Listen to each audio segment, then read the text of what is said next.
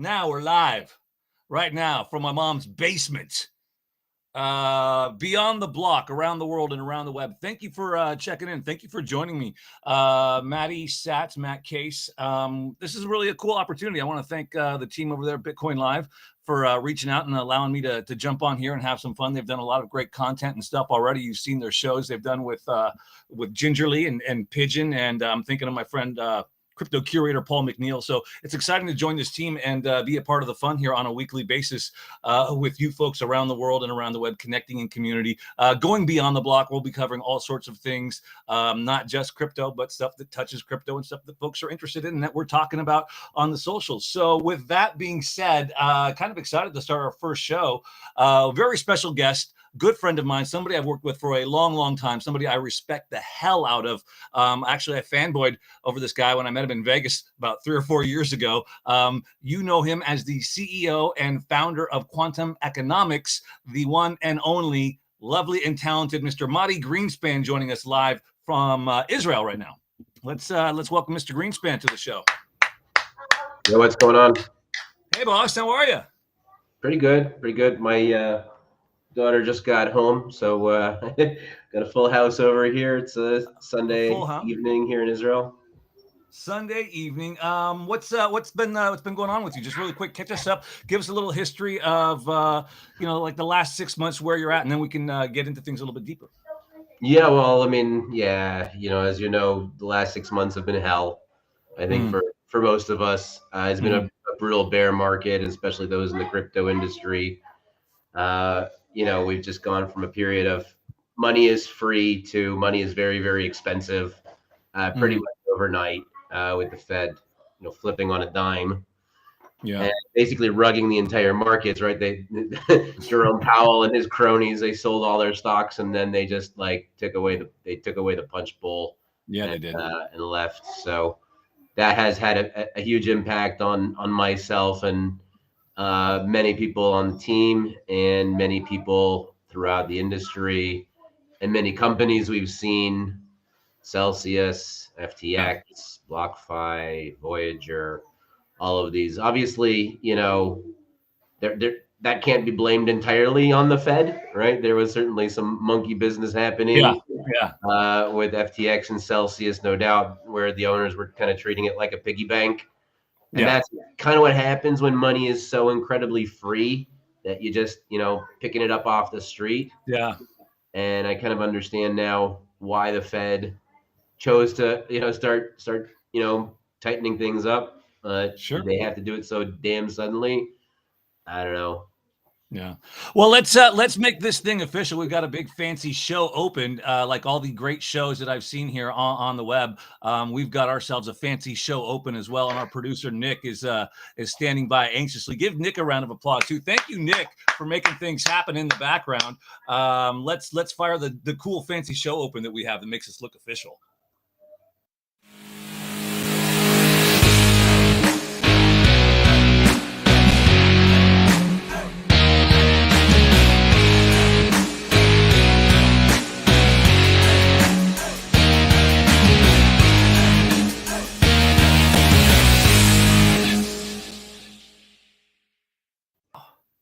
That's pretty exciting. That's pretty. I feel like we're like an official show now. Thank you, Nick. And again, thanks for joining us. Let's get into it. Our special guest, Mr. Mati Greenspan. Topic number one. Let's just hit the big room, the big nail on the head here in the room. Bitcoin markets, price action, adoption, ordinals, and all of that kind of stuff. Let's just talk price right now and where we're at, and at kind of at this 23 range. Just give us your sense on market price, and then we can get into adoption and the ordinals and stuff like that. Oh, sure. So I mean, all of that stuff that we mentioned in the intro, I believe firmly that is now behind us. Bear markets are temporary, and it's been a friggin' heck of a long one as far as those go. The inflation monster is now back safely in the closet, so we don't have to have the Fed, come in and pour more pain on us. And Bitcoin is having the strongest start of a year in the asset's short history. I believe it's up some 40% since January 1st, and I don't think it's ever done that in this short time span. Especially like if you consider that, the last few weeks have more or less been flat. It was really just January was insane for as far as price action goes. That to me signals the bottom, and the golden cross on the daily chart. That's what your daughter's telling you right there. Look at the golden cross. Exactly, it's going golden cross, right? Yeah, that's golden cross. What are you looking That's for? sign language for golden cross. Pen. So why don't you say you're looking for a pen? Here, take a pen. Get out of my office. We have a holiday here called Purim, which is coming up, and that's why she's all dressed up. Nice. Yeah, go ahead, put an X. And she wants a puppy, so that's why X is on the calendar, because if she keeps the house clean for a year, she gets a puppy. Wow, that's a deal. Yeah, it's a good deal. The Bitcoin price, though, we're getting kind of talking about that. It's a sideways crab action right now. What do you think, though, with the Fed, with inflation and a possible maybe they are thinking about? I don't really see it as sideways. I see as consolidation at the top. Consolidation, okay. Where it can, and the consolidation is kind of like a pressure pot, which once it breaks out of the consolidation, can very easily turn into another rocket ship. And in my mind, it shouldn't be difficult. So I don't, I was expecting Bitcoin as soon as Powell started saying, we're gonna tighten things up, we're gonna raise interest rates and all. I knew Bitcoin was coming down, but I didn't sell any because my theory was, okay, we get to 40, 35, we'll be okay, and I'll just hodl and we'll ride it out. Then the cascades and then the cascading liquidation started happening. Three Arrows Capital, Terra Luna implosion, followed by Celsius, and FTX just killed the whole thing. They just uncovered all of the shit that was happening behind the scenes, and that's I think what pushed the price down so much. But now that all of that is out of the system, and all of those bad actors have been chased away, I feel like the bottom is in. If I can show my charts here, it's like it even looks like a bottom. Like it actually looks like a physical butt on the chart. The double bottom. It does. It's a big old juicy bottom. That's what it looks like to me, anyways. I don't know if there's a way to here. Yeah, let me try this here so I can show. Yeah, I think it's the Sir Mix-a-Lot. Can you see that? Can you see that? Yeah. There we go. Yeah. There it is. Look at that. Oh, One cheek, two cheeks. That is look at that. That is a giant big juicy bottom. And some people were concerned about this, right? Because they say the weekly chart where each candle is a week, there was a death cross, right? Yeah. A simultaneous death cross, and on the weekly chart, but a golden cross, which is the opposite on the daily chart. Now, I've always looked at the daily chart for my golden/death crosses. Yeah. And just look at the confidence of that red line zooming past the flat blue line. I mean, you can just see that. Yeah, it's very juicy. But these are like technical analysis. This is like literally is looking at the past to try to determine the future, which you can't really do. More, I'm getting a sense of things starting to happen within the market. Deals are coming together ever since the month of Purim started. Like the first day of the month was particularly auspicious for me. I was able to put together 3 deals that day, which were boom, boom, boom. We're okay. Bear market's over. I don't have to like worry about those type of things anymore. Well, we could just kind of continue building, and the rocket ship is about to blast off. What are your thoughts on let's cover the topic of ordinals in Bitcoin? That seems to be like a big hot thing folks are talking about. Give me your assessment on that from your perspective. What do you think? Well, I think that it's interesting. What can I say about ordinals? So as far as I understand, the technology is not there yet. It's kind of like you're trying to run a car on a railroad track. Like there isn't really much use for it, and things can go wrong. Like for example, if you accidentally spend the Bitcoin that the Ordinal is associated with. Well, bye bye Ordinal. Yeah, And yeah. most wallets are Problem. not set up to pertain the specific Bitcoin transaction that you had before. And I don't know. I don't think that the technology is there yet. I think it's still pretty risky to use.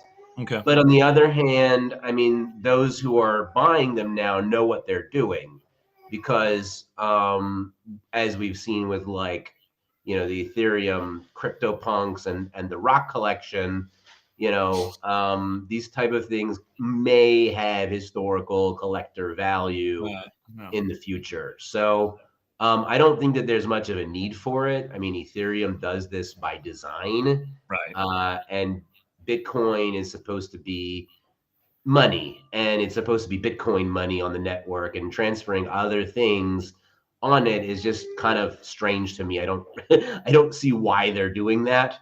And I put out tweets earlier today just poking a hole in this whole Bitcoin maxi thing.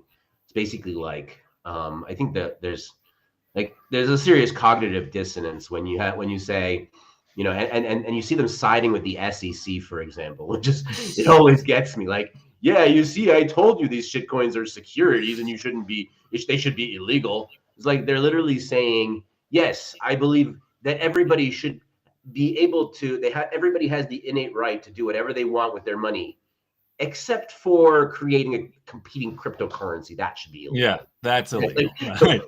You can't have your cake and eat it too. You got to pick one or the other. So, and I have it out with these max. I was in a space with 30 of them the other day. It was just me against all of them, and I don't know. It was you know, this shit. That's what it is. Man. I'm a Bitcoiner. That's crypto Twitter. Yeah. I've had Bitcoin since before them. I believe in Bitcoin more than them.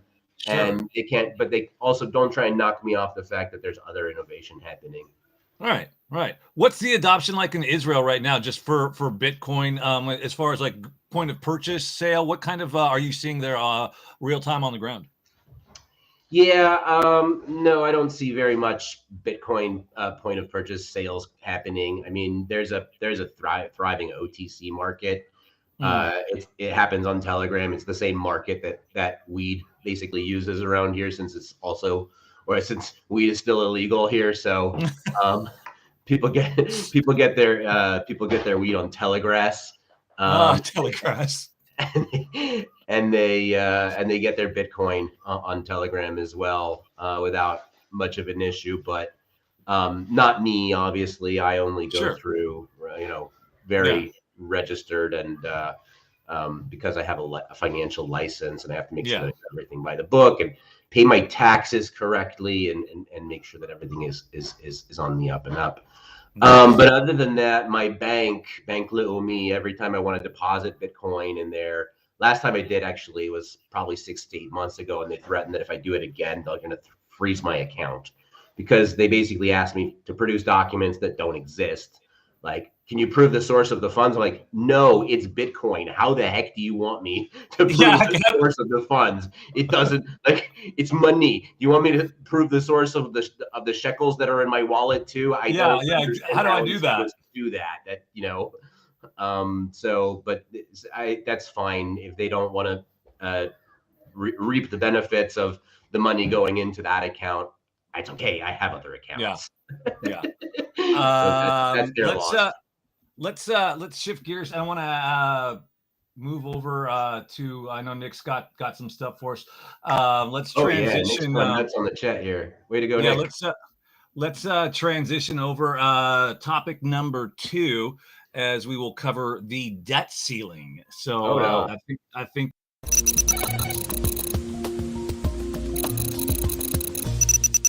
Oh, it's almost like Bloomberg or CNBC here. Wow, dude, this is so professional. Way to go. Maddie's leveled up. You see, this is how you know the bear market's over. You see? Right. Because of this shit like this. Right. You know, we got BitcoinLive Productions doing real shows around the world and around the web. Thank you, Nick. The U.S. debt ceiling, global debt, who holds how much of the debt, and what happens if the U.S. should default on a payment. Your thoughts on that? Well, yeah. Japan holds about $1 trillion, upward of $1 trillion, and I think China's holding about 870 billion, and then the UK comes in third place. That's basically what it is. I think that China used to be the first, and maybe they changed places.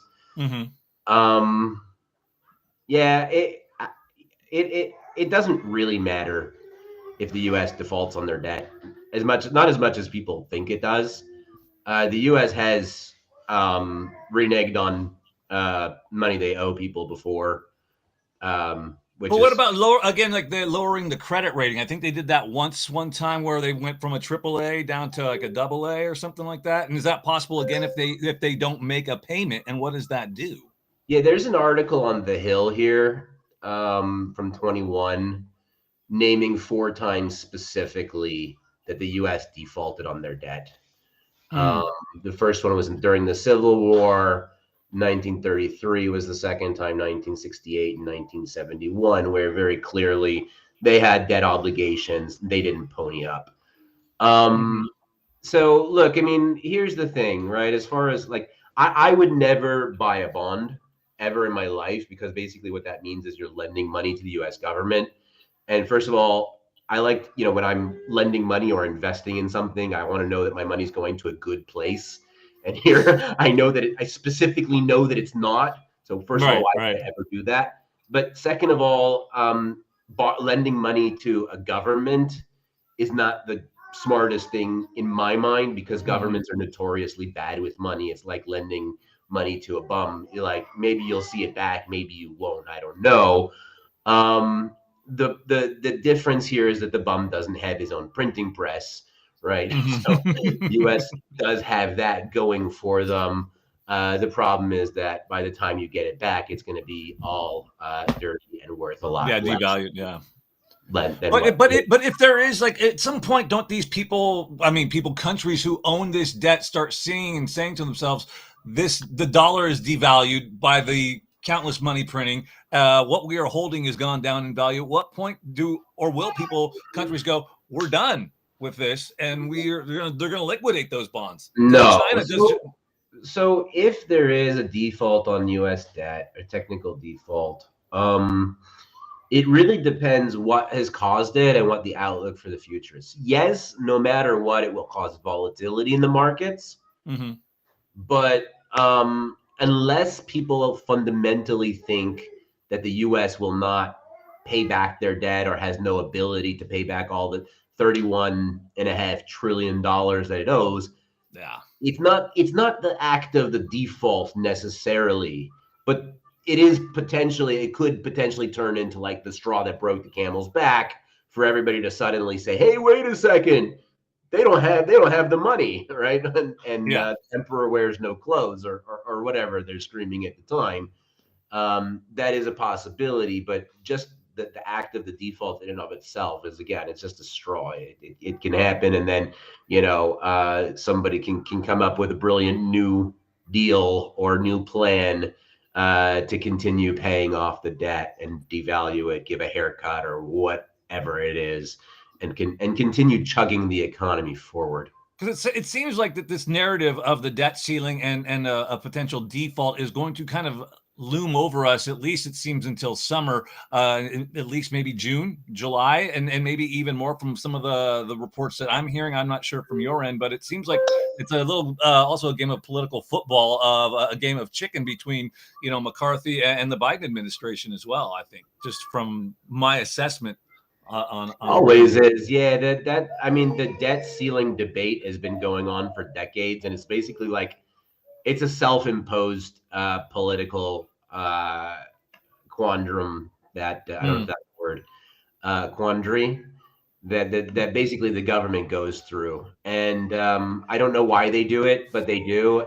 Eventually, it'll get resolved, and that's not that. I don't think that's what would they can make an extension. They've missed their deadline before. They'll get it together. But literally, it is that Congress has the potential to print unlimited amount of money, right? So if they're trying to use it for political one-uppings, they can do that. But the creditors know that at the end of the day, they're just going to push the button and print the money. It's not. It's not. Hey, it's not rocket science. I want to give a quick shout out to our good friend, the crypto curator, Paul McNeil, also on the family and our squad from Quantum Economics and the BitcoinLive team and the crypto curator. Man, I love Paul McNeil.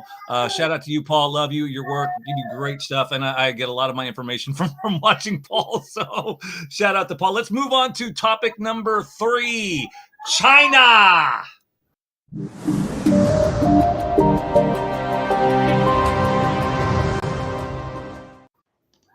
Yes. Topic number 3, China. Okay, they're talking about maybe supplying Russia with aid and weapons. They're buying tons of Russian oil. They've had the spy balloons. We know they're doing the Belt and Road Initiative, and they've been tight in BRICS since 2009. China, the rise of China. Just walk us through China 2023 and beyond. Your thoughts on China's role globally, economically, and politically, as well as militarily. Yeah, China's been having a lot of problems since COVID, to be perfectly honest. I mean, they were the 500-pound gorilla of the global economy. Mm-hmm. And now they're more like the 350-pound gorilla, honestly.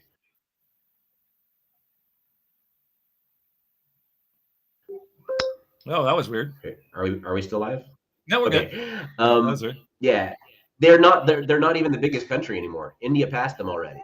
I don't know. If I don't even saw the headline. They're just not the biggest anymore, not the best. And COVID was a real bitch for them, bitch and a half. They've still been going through COVID throughout 2022, and they've been having lockdowns, and they've been having I don't know. Everybody that I know in China has been messaging me going, "Life is shit here right now," for the last year. I think they're coming out of this now, but they're certainly not the behemoth that they were then. So I think that they're looking to get their hat back in the ring a little bit. And one of the best ways to do that is by, increasing military spend.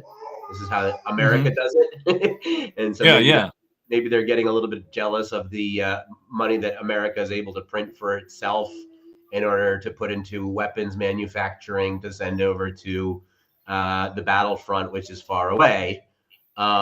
Sure, I think that that's something that is very dangerous, and it does tend to escalate because all parties have an interest for it to escalate. And I saw a debate this morning. I've been watching a hell of a lot of Al Jazeera lately for some reason. I don't know why. They're extremely against Israel, but like I for some reason I've been drawn to it like a magnet. And every time they trash Israel or give us the news, I'm like, I start yelling at the television. Crypto curator Paul McNeil with a great point, and I was going to get to it, but Hong Kong allowing retail crypto back in. Your thoughts on that? Because that is a very big story that just was coming out this week. And again, kudos to Paul. But that's what China does, and that's what a lot of countries do. Is they do one thing and they say another, and they have back doors. So China says, yes, we want to mediate peace between Russia and Ukraine, and we want to be the neutral negotiators. But we know that what they're doing on the side is entering a proxy war with the United States, which has the unfortunate ability to escalate. This is the same thing with Hong Kong and crypto. Like they can say, okay, we want, we don't want crypto whatsoever, but they still want to benefit from a thriving market. So, and don't forget, I mean, China was ahead of the game in crypto. I mean, they've been doing crypto research since 2014. Oh yeah. So they know a lot more than Gary Gensler or the United States. But yeah, so they're coming up with a clever way that they can continue to participate in the market without full on supporting it, because full on support would mean capital flight, which is what they're basically afraid of. Yeah. Well, this kind of transitions into the next topic I wanted to, China. Are we kind of in the midst of like a cold World War III already? It's an economic war, it's a political war, it's an idea war, it's a culture war, all these avenues in which China seems to be, they're buying US farmland. We're talking about, economic gamesmanship, the spy balloons, all this kind of stuff. It seems to me, from my perspective, that China is slowly kind of doing this chokehold and kind of choking the rest of the Western world out. And I see more of an alignment between the West and the East, these BRIC nations versus the West and NATO. And like you said, a proxy war. And really what I think we're seeing in Ukraine is a NATO versus Russia type of proxy. And if China does come in here, I think we're kind of already on the precipice of a World War III, but nobody really wants to call it that. What do you think about the way China is behaving and the fact that we could be in a cold World War III as it is? Just no official headline yet. Yeah, no, I do think that already this is the closest we've ever been to World War III, and it does seem like it's heading in that direction. I mean, literally, you know, with the U.S. backing Ukraine. I mean, it's U.S. and Europe, but it really is U.S. dollars that are going there.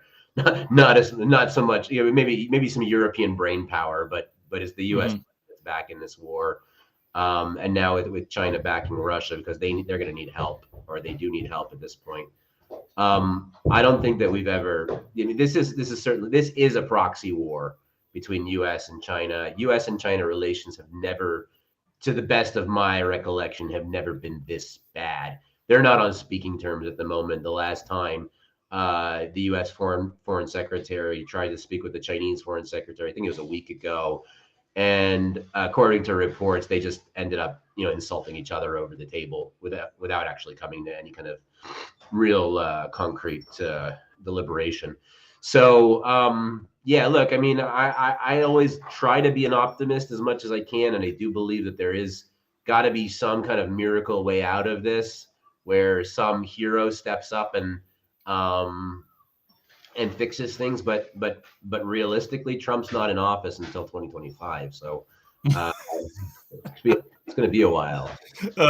Hey, let's have a little fun and shift gears here. I want to share with you our. Don't you have a graphic for that? We do. We're going to share the what the fuck video of the day or of the week, and I want you just to take a look at the what the fuck video, and then I want to ask you the best advice that you have ever received. It could be anything. It couldn't have to be economic or whatever. Sure. So Nick, why don't we roll the what the fuck video of the week, Nick, and then we'll take a look at that, and then we'll get Mr. Greenspan's best advice ever. Lower.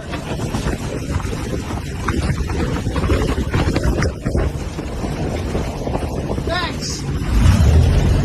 All right, perfect. That's a good safety harness right there. Always prepared. Yeah. All right. Now I'm going to put it again. Oh, to the left. All right. Oh, yeah. Oh, shit, man. Yeah, that's the what the fuck video of the week. That guy, I love his safety harness, the rope tied to his back, man. That made all the difference. Yeah. Somebody your propeller stops mid-flight, at least you got a rope attaching you to the plane. Dude, can you imagine, like, what? How do you even plan to, like, get up if you fell out? Like I don't even get it, dude. No sense. I don't know what good the rope does, honestly. Seriously, just get a parachute, dude.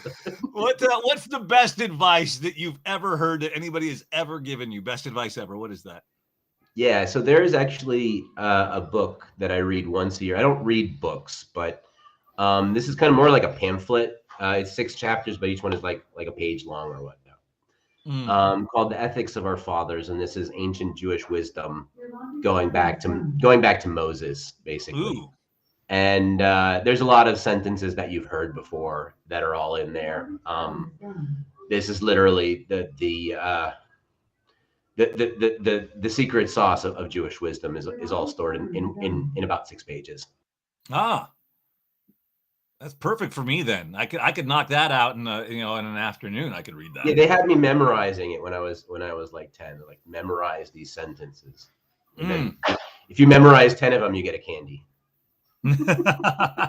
Oh, there it is. Ethics of Fathers. Nice job. Way to go, Nick. There you go. So what is it from there that? It's free on Chabad's website. You don't have to buy it. You want $19 for it? No, dude. It's this is yeah. What is that? Is there any one thing in particular in there that resonates with you, that sticks with you? Yeah. Yes. There's one sentence that goes. Let me see. Let me find it.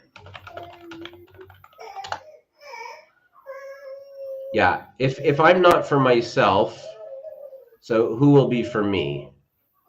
Mm. If I am for myself, what am I? And if not now, when? So that's it. If not now, when? If not Right? now, when? Yeah. Right on. So Well, I that's think for all of you who like to procrastinate. It's right. kicking the fish. Let's see. Crypto Curator wants to know: have we ever gone skydiving? I have not, Paul. I don't think I have the testicular fortitude to do that, but I will enjoy it vicariously through folks who have. What about you, I Mr. would. Green? I'd do it. I'd do it. I never had the opportunity, but I'd totally go. You would. Maybe 2025 and during the height of the next bull run. There you go. There you go. A QE We'll drop. organize a QE, skydiving expedition in South Africa. So I think we're getting ready here to wrap up our first show. 30 minutes is what we have. So I want to thank you for making time to join me on the initial pilot episode here of Beyond the Block, talking crypto, Bitcoin, politics, life, advice, that kind of stuff. I'm being told we can go longer. Okay. We can if we want to.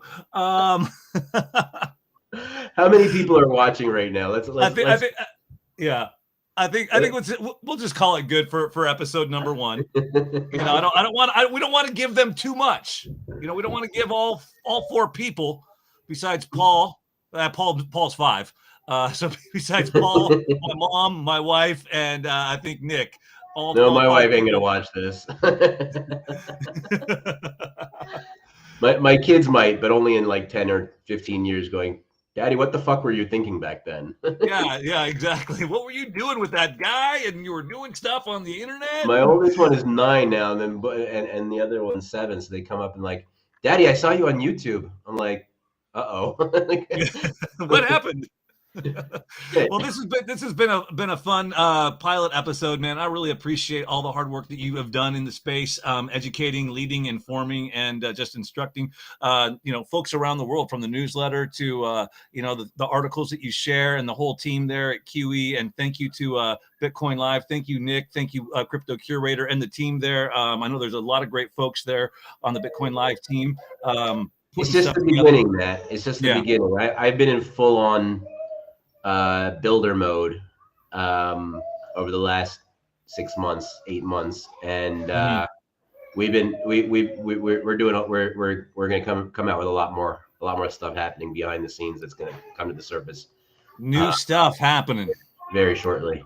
Well, awesome. We will be looking for updates from you and the team as well, and we'll have you back again and check in with the good stuff that you got going on, man. Awesome.